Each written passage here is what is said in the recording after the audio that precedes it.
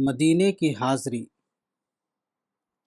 مدینہ جانا، مسجد نبوی میں نماز پڑھنا اور روضہ رسول پر درود پڑھنا اگرچہ حج کے ارکان و فرائض میں داخل نہیں، تاہم اس کا بہت ثواب ہے اور حاجی کو ضرور وہاں بھی حاضری دینا چاہیے۔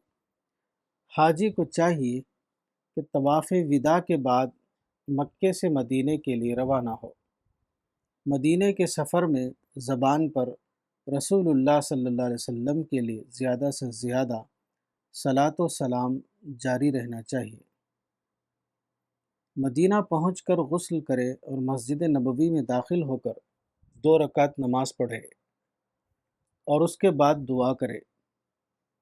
نماز کے بعد ادب کے ساتھ مواجہہ شریف کی جالیوں کے پاس آئے اور صلاۃ و سلام پڑھے۔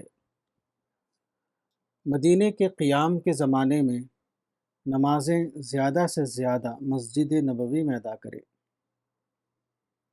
مسجد نبوی میں نماز اور درود سے فارغ ہو کر مدینے کے ان مقامات کی زیارت کرنا چاہیے جن سے اسلام کی تاریخ وابستہ ہے، مثلا جنت البقیع جہاں بہت سے صحابہ کرام دفن ہیں، مسجد قباء جہاں رسول اللہ صلی اللہ علیہ وسلم نے مدینہ آ کر پہلی نماز پڑھی، جبل احد جہاں اسلام اور غیر اسلام کی دوسری بڑی جنگ ہوئی، مسجد قبلتین جہاں عین حالت نماز میں تحویل قبلہ کا حکم نازل ہوا، وغیرہ۔